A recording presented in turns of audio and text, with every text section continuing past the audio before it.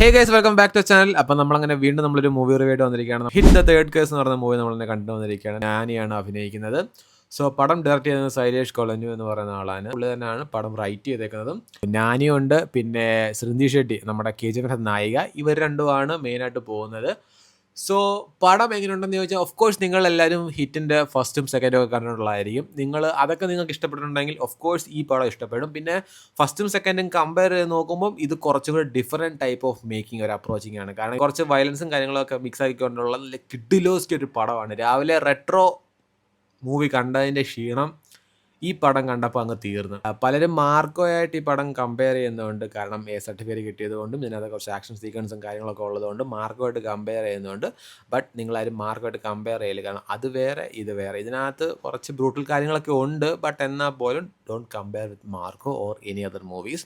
ഇത് ഒരു കേസ് ഇൻവെസ്റ്റിഗേഷനും കാര്യങ്ങളാണ്. ഫസ്റ്റും സെക്കൻഡും കണ്ടവർക്ക് ഇത് കറക്റ്റായിട്ട് വർക്ക് ആവുന്നതാണ്. ഫസ്റ്റും സെക്കൻഡും വെച്ച് നോക്കുമ്പോൾ ഇതിനകത്ത് കുറച്ചും കൂടെ ബ്രൂട്ടൽ കാര്യങ്ങൾ, അല്ലെങ്കിൽ കുറച്ചും കൂടെ ഡിഫറെൻറ്റ് ടൈപ്പ് ഓഫ് ഒരു അപ്രോച്ചിങ് ആണ് അവർ നടത്തിയിട്ടുള്ളത്. പിന്നെ ഇനി ഇതിൻ്റെ ഒരു ഫോർത്ത് പാർട്ട് വരുന്നുണ്ട്. അതിൻ്റെ ഒരു ഓഫ് കോഴ്സ് ഫസ്റ്റും സെക്കൻഡും ഒക്കെ കഴിയുമ്പോൾ ഇതിനകത്ത് ഇനി നെക്സ്റ്റ് പാർട്ടിനകത്ത് ആരാ വരാൻ പോകുന്നത്, അല്ലെങ്കിൽ ഒരു ക്യാരക്ടർ ഉണ്ടോ നടത്തുമല്ലോ എന്ന് പറയുന്ന പോലെ ഇതിനകത്തും ഫോർത്തിലേക്ക് ആരാണ് വരാൻ പോകുന്നത് എന്നൊക്കെയുള്ള ഒരു ക്യാരക്ടർ ഇൻട്രോ ഒക്കെ ഉണ്ട്. ACP വീരപ്പൻ, അതാണ് ക്യാരക്ടറിൻ്റെ നെയിം. ഞാൻ ആളാരാന്നൊന്നും പറയുന്നില്ല, നിങ്ങൾ പടം കാണുക, നിങ്ങൾക്ക് അന്നേരം ആളാരാന്നുള്ള പിടി കിട്ടും. ലാസ്റ്റ് ക്ലൈമാക്സ് ഒക്കെ ആകുമ്പോഴത്തേക്ക് ഒരു ക്യാമിയോ ഒക്കെ ഉണ്ട്. ക്യാമിയോ ആരാന്നും ഞാൻ പറയുന്നില്ല.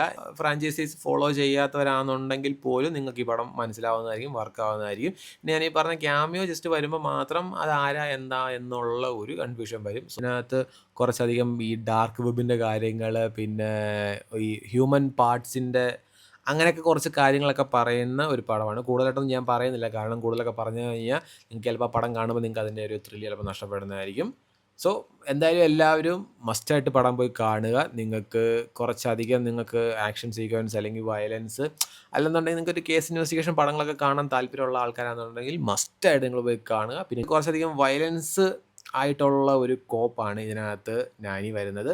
പിന്നെ കൃതി ഷെട്ടി അതൊരു പേരായിട്ടാണ് വരുന്നത് നാനിയുടെ. നിങ്ങൾക്ക് കൺവിൻസിങ് ആയിട്ടുള്ള ലാംഗ്വേജ് പ്രിഫർ ചെയ്യാവുന്നതാണ്.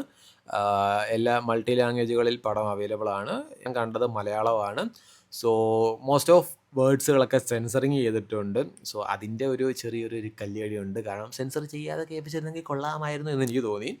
ബട്ട് തിയേറ്ററുകാർക്ക് അത് പറ്റില്ലല്ലോ. സോ നമുക്ക് OTT വരുമ്പം ആ വേർഡ്സൊക്കെ നമുക്ക്, അല്ലെങ്കിൽ ആ പറഞ്ഞ വാക്കുകളൊക്കെ കുറച്ചും കൂടെ കേൾക്കാവുന്നതാണ്.